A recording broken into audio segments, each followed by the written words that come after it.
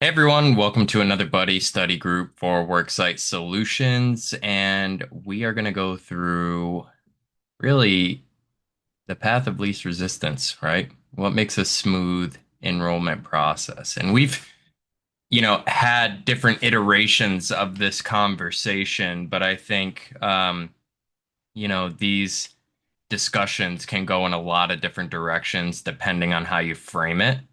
So we're going to try to go through a number of elements. So who are we trying to impress with that? A smooth enrollment obviously helps us, but who are we really trying to do?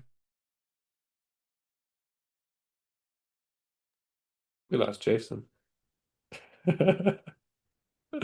Oh, let me give him a few minutes here to see if he comes back. That hasn't happened in a long time. Yeah, I'm glad that didn't happen on our client webinar today because he was breaking up a little bit. I got nervous. It's like, oh, I might have to take over here, but I could take on today if we want to chat. I just don't have a script in mind, so I might make it more interactive with you guys. Give Jason a minute here to come back. Smooth enrollment, huh? Nope, there you How about a smooth Zoom meeting? How about a go. smooth buddy study group? I hope I wasn't gone for too long, or I hope what I Uh, was saying wasn't frozen out for too long. We're Interesting. actually in we're actually in 2026 now, Jason. Okay. I just Rip Van Winkled myself. Okay, You nice. did. Well, now that we're here, a lot of the principles stay the same, but there are going to be some wrinkles that you just cannot smooth out, and that's okay. That's an accepted piece of this. Is not everything is going to be 100% perfect. I think getting things as close to perfect as you can will get it considered to be perfect by those who are judging, right? And those who are trying to actually get to judge it as a success.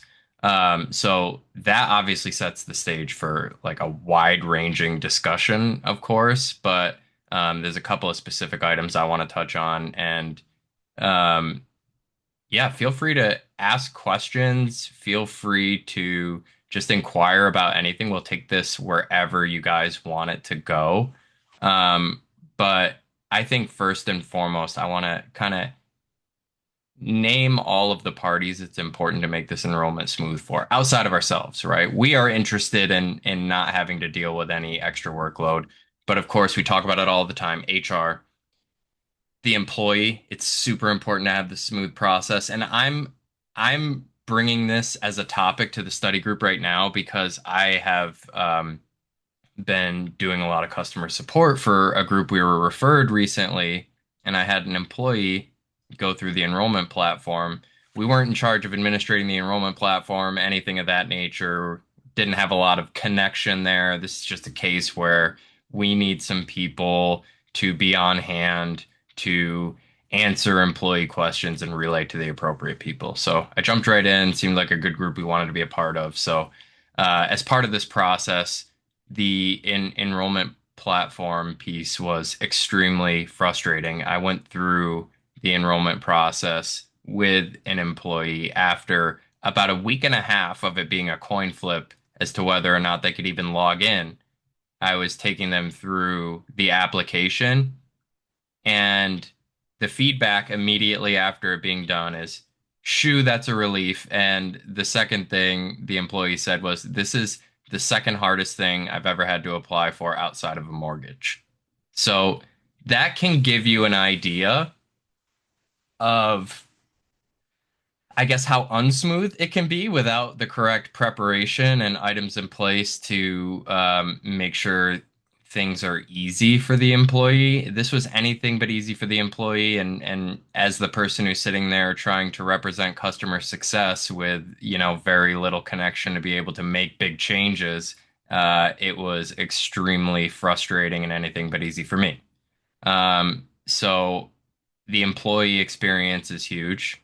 Um, Even if things are not smooth and they are outside of your control, in my case it was, you want to be there for them. You want to have empathy for them. You want to treat them as the most important customer, and they are.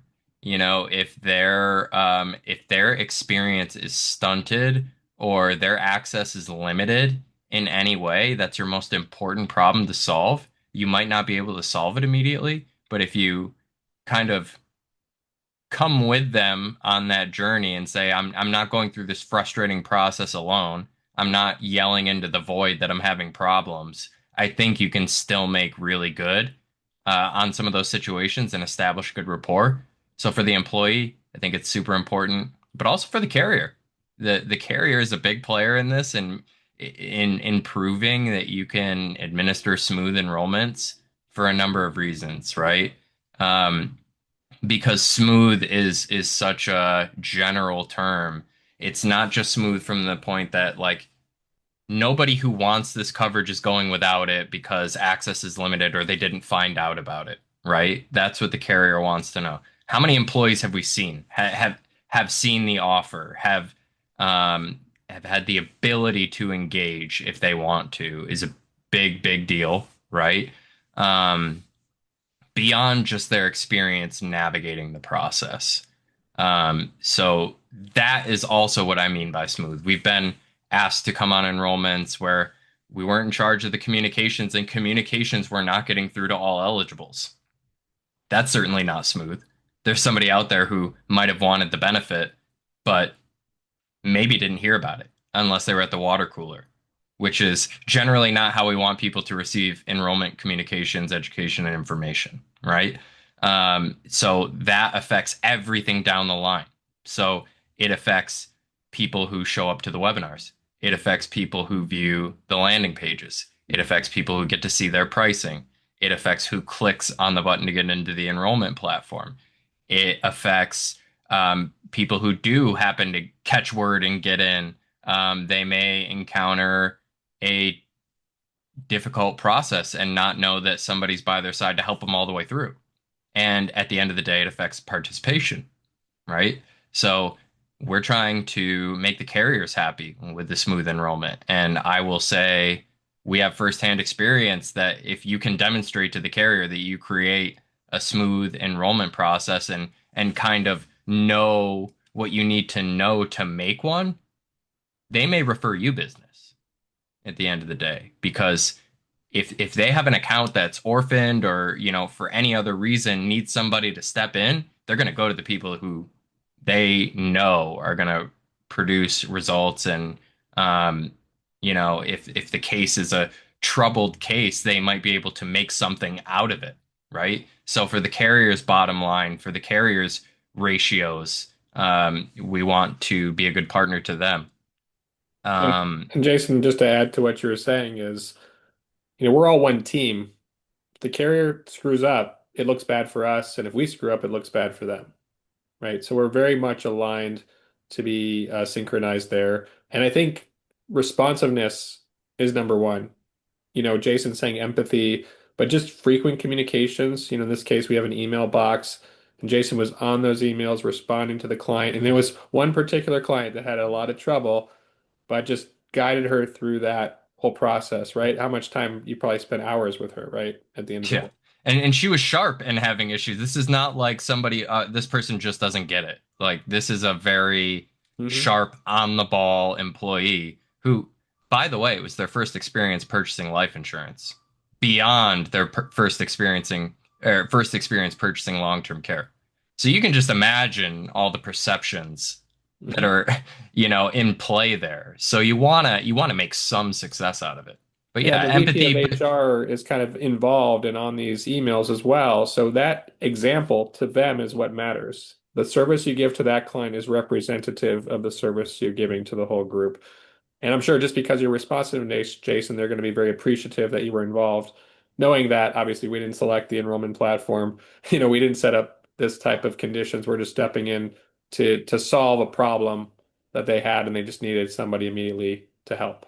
Yeah, and I say empathy because that kind of implies responsiveness, right? If I'm trying to think as them, what would they want? Well, um, I know that not everybody can solve every problem every time, but I want somebody to know that they're paying attention and my inquiry matters to them and they want to get me to the finish line, right? So I think just there's a lot of little things you can do to make an enrollment smooth and And like Mark said, sometimes there's a lot of people watching, so that affects their perception of smooth as well. Um, and I say for things that are outside of your control because you're gonna run into that, right? And so it's how do you deliver good service knowing that? And so it really does boil down to little things. Hey, like the platform was just not set up right. Like, I mean, that looks bad, but it's like I'm here to fix it. I'm here to get the right people in the room or in the inbox to fix it. And I'm not gonna stop until you have this. You've raised your hand and told me you want this, you know. Not many people do that. And this was a very young, healthy, intelligent employee. So again, there's really a problem if things aren't working well for this individual. So you end up helping everybody with their own jobs because not everybody can see everything at once, right? We have so many blind spots, we have to have that trust with each other, right? So the carrier helps us see our blind spots. We help the enrollment platform see some of their blind spots. We help the carrier see their blind spots. The carrier is going to present wrinkles in application questions that are answered and um, what that answer actually does for the employee enrollment experience that can either create confusion or inconvenience. And you just got to keep pressing that button with them. You got to just meet with them and give them that feedback regularly. It's going to take a bit of time. You're working with huge, huge companies who can't just make changes in 5 minutes a lot of the time.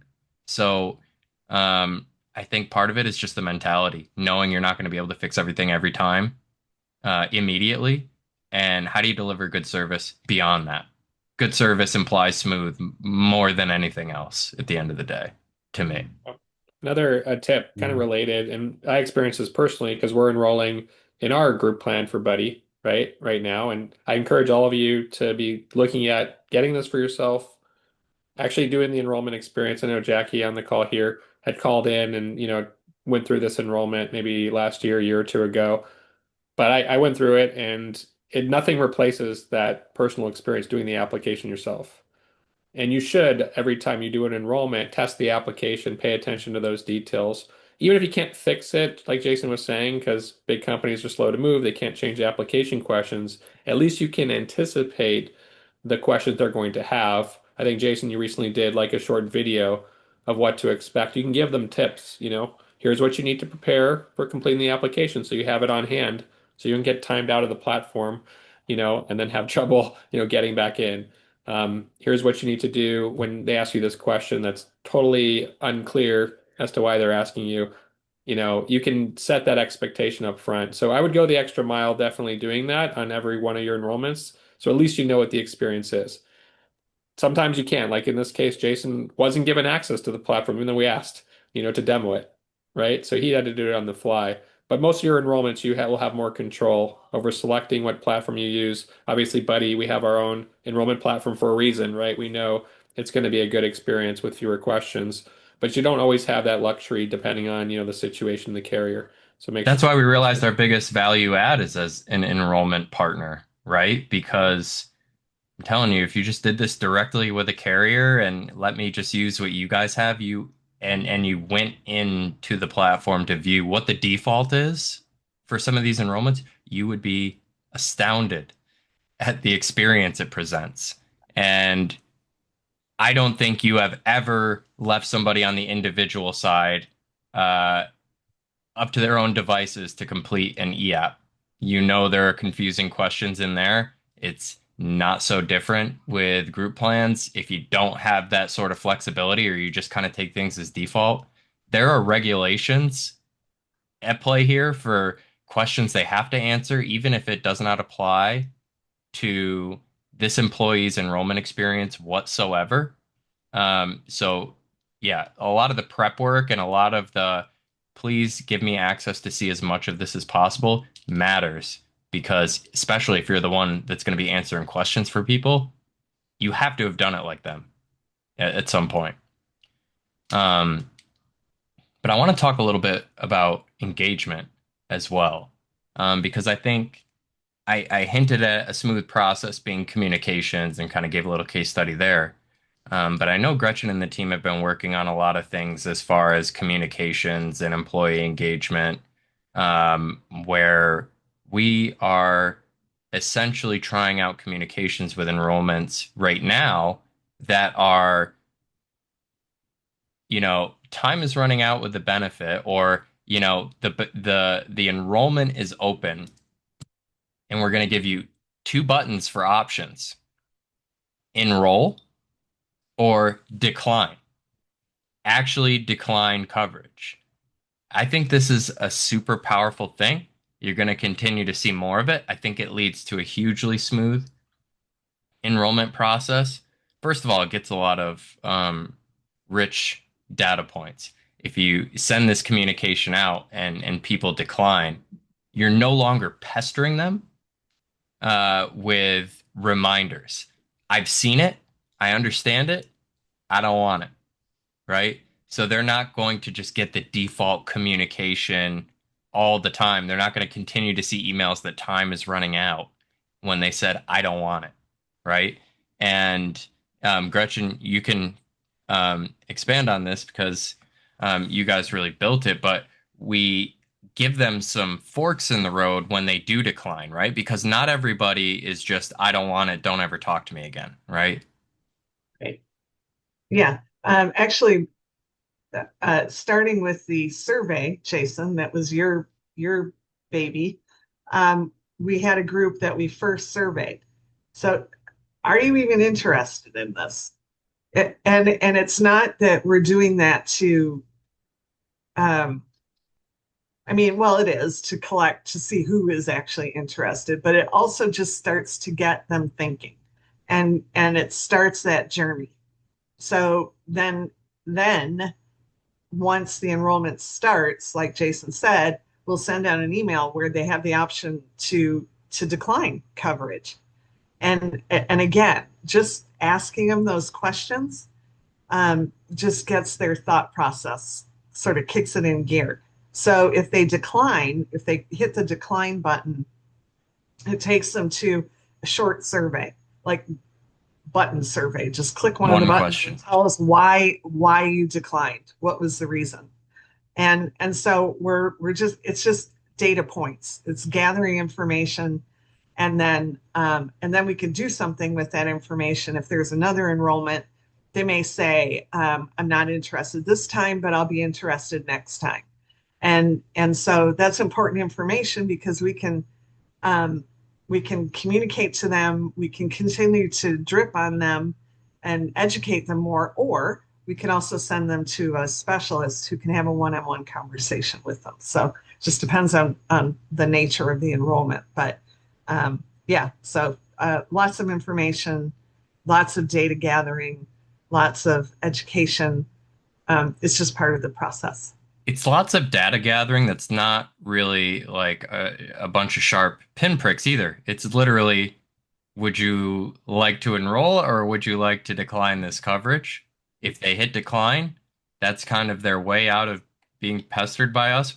But it gives them the opportunity to say, I decline because I think this is too expensive, or I already have covered whatever the, scenario may be. But then there's an option of, well, I just didn't feel ready today, but I'm interested to hear if this comes back, I may be ready then, Mm. right? And that helps smooth for so many people.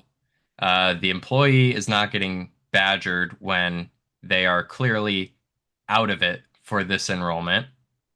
HR is not getting those complaints, right? Um, And for the carrier, it's an interesting, like the carriers love data like this to be able to show them, hey, we had X results for this enrollment, but look, we still got a lot of potential here. We have folks who may be interested next time around. We're actually keeping in touch with them.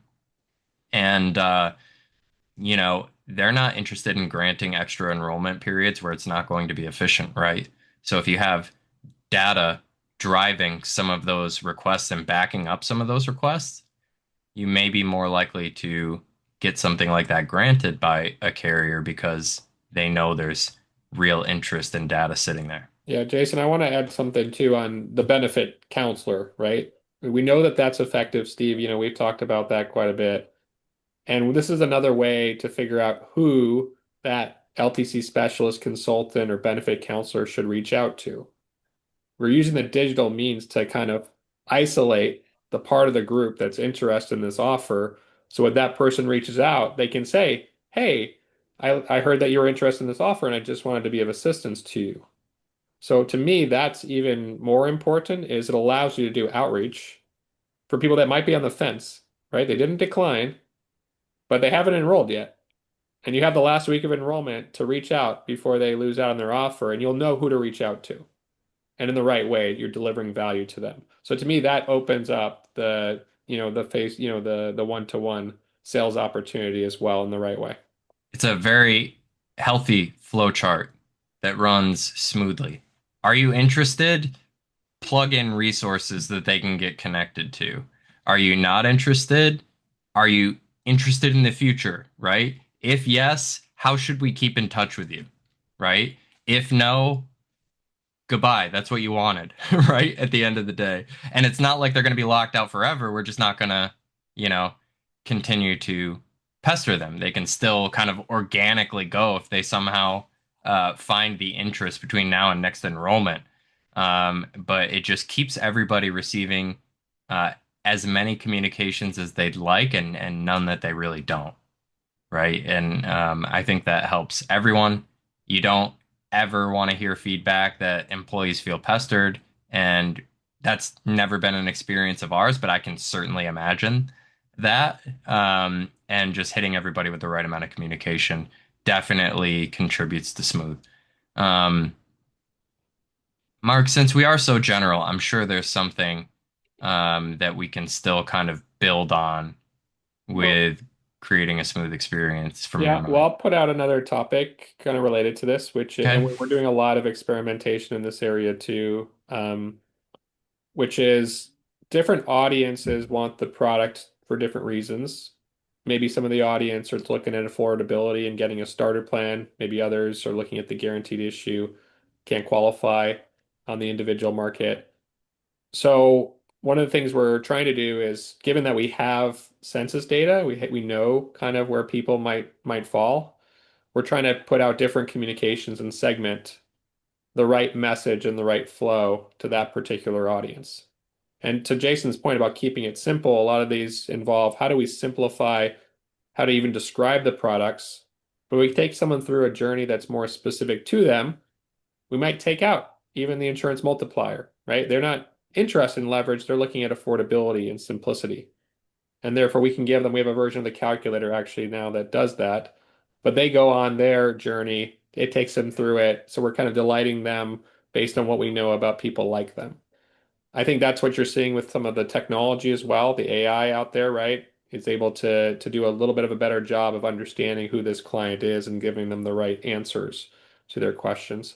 So again, early stages, but definitely throw out any suggestions you have, as we're going through this. We're pretty confident though that that's going to hit home in terms of, you can't give them every answer that every person would want to know.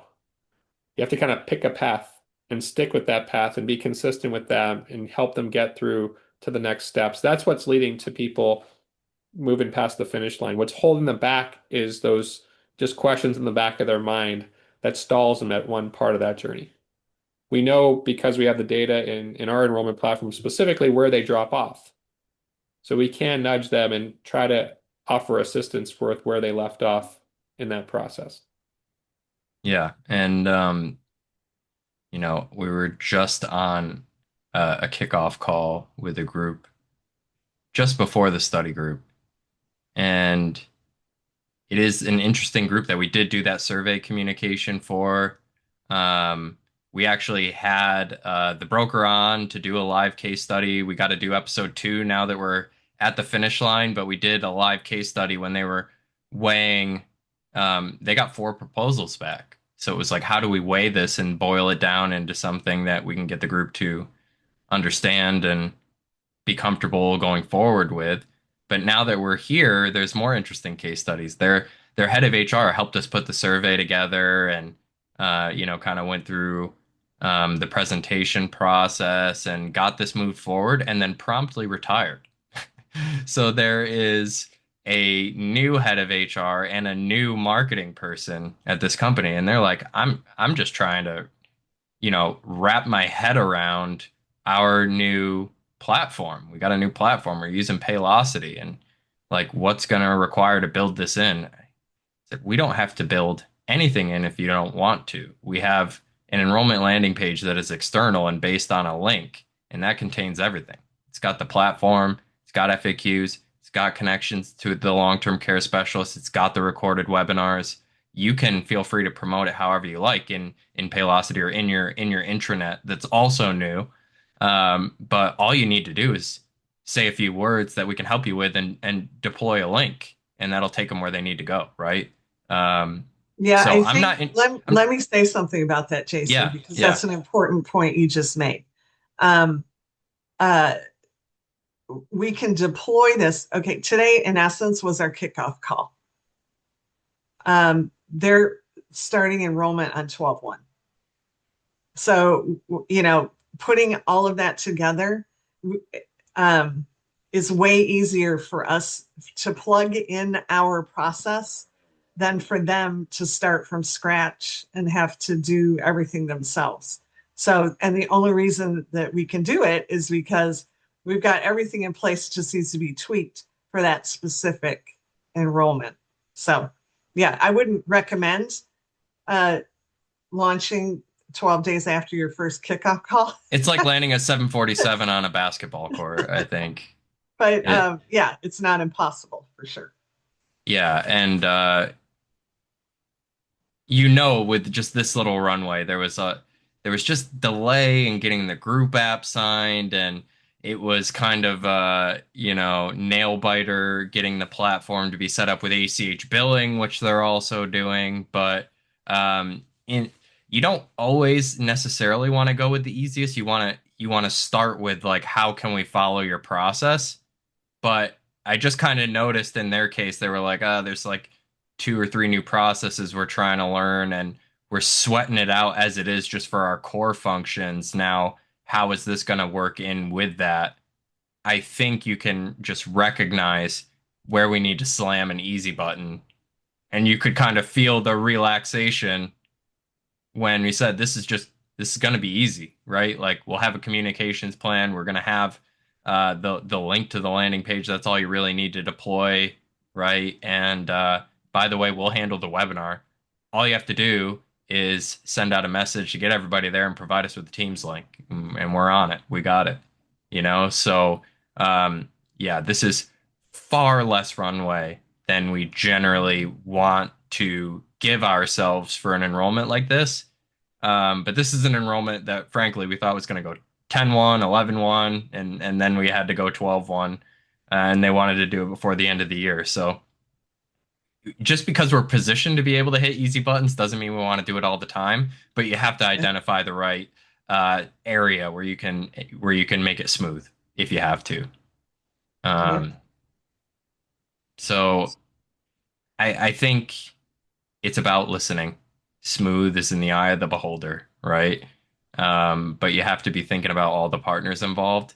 You know, we help out with a lot on the group side as an enrollment partner to make things easy, despite a lot of things that may work against us.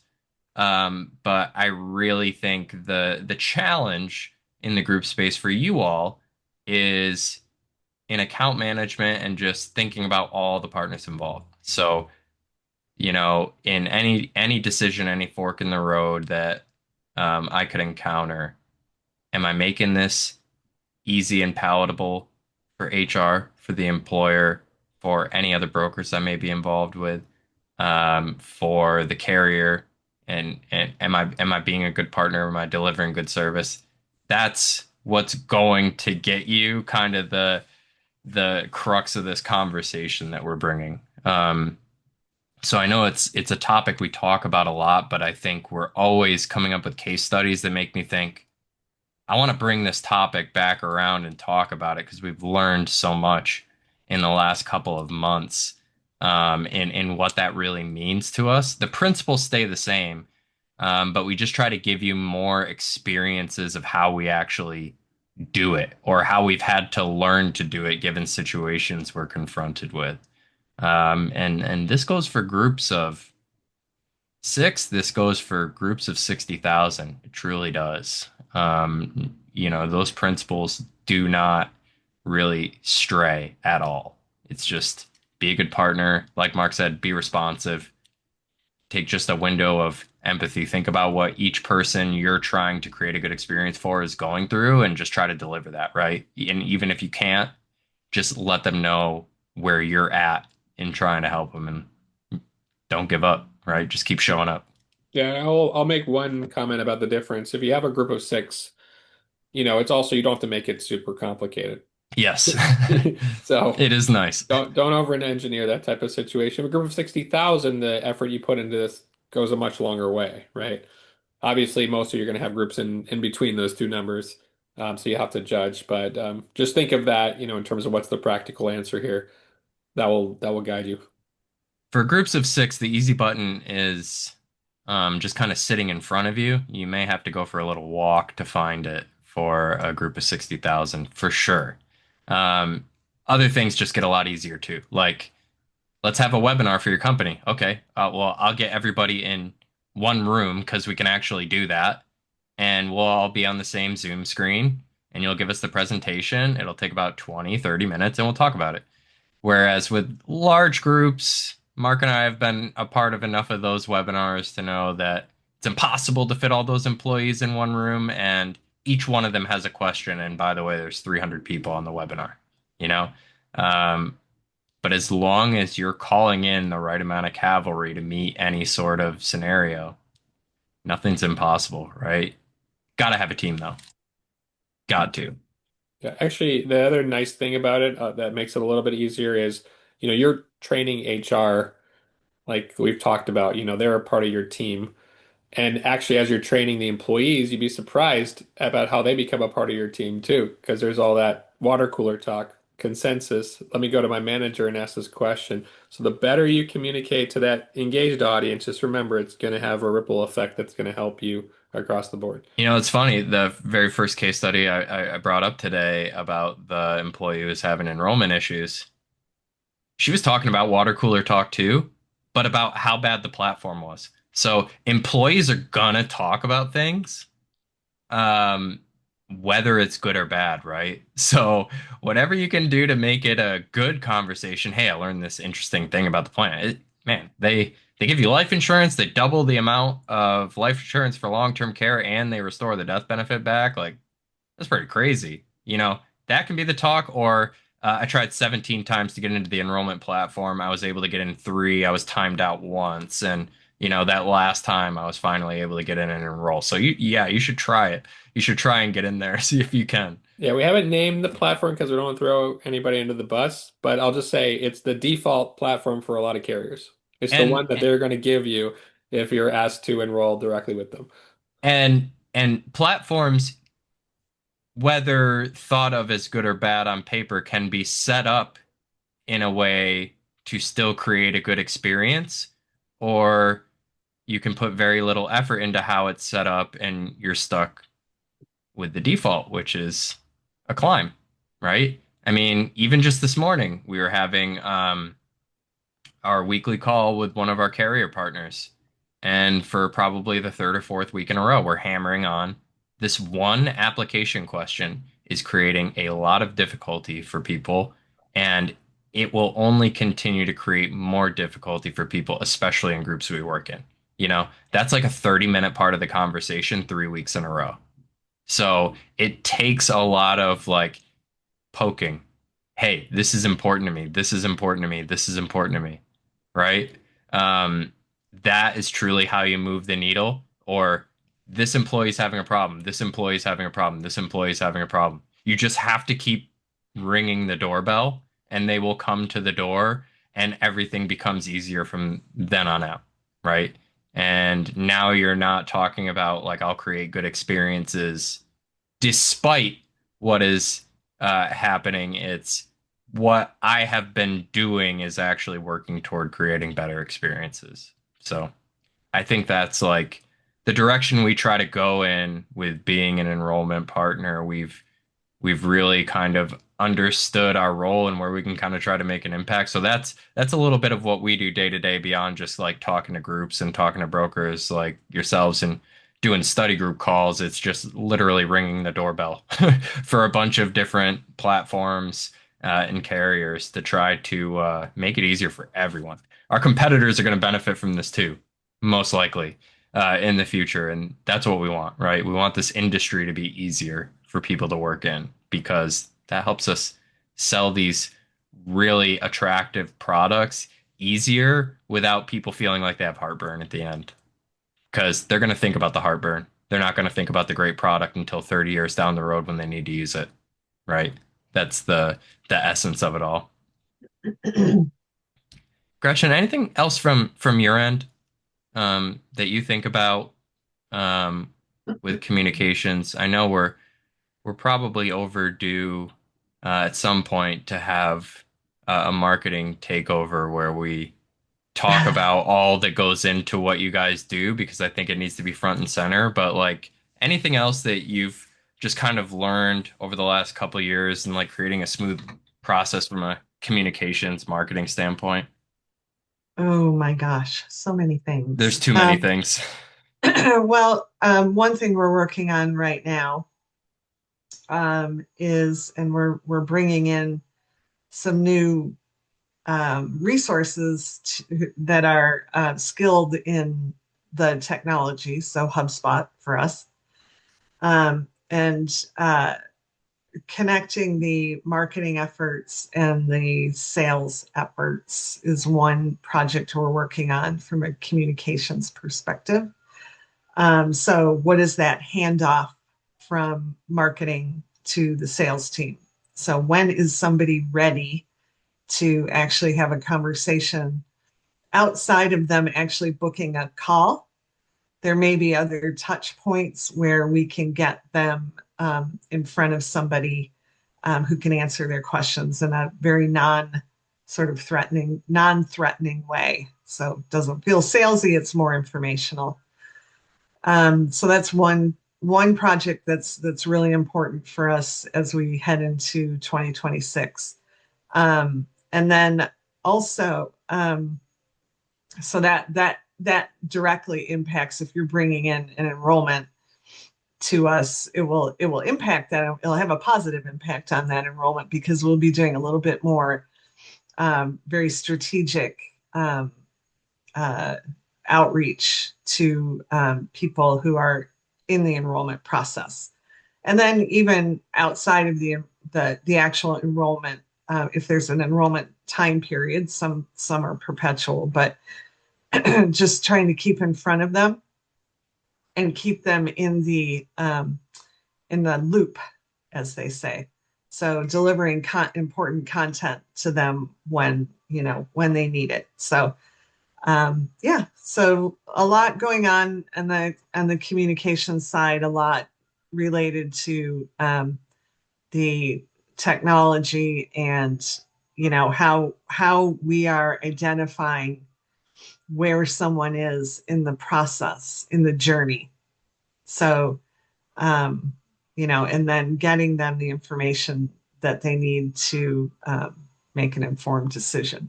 So Yeah, and I think just, that sounds like least resistance to me that interested employees get enough and get more if they need it, as mhm. far as resources, information, education. Non-interested employees either don't get any or get it at the right time if now's not the right time, right? And Right, there's an art and a science to that, but for I sure. know that's something that employers value, that employees value. I feel like I'm receiving the exact amount of communications for me given my situation, or as close as it can come, right? Yeah, if we're talking specifically about employers and not associations, employers, there is a little bit more of a less of a friction process. So because the employee, I'm assuming, and this is, in most cases, there's already a communication link between the employer and the employee, and it's very strong. On the association side, it's much, much different. You don't necessarily have that strong communication between the two. So, Right. just continuing to try to tap into what their channels are and where we can have the biggest impact with the least amount of lift on the employer side, just making it easy. Simple. That's the thing for the employers. 100%.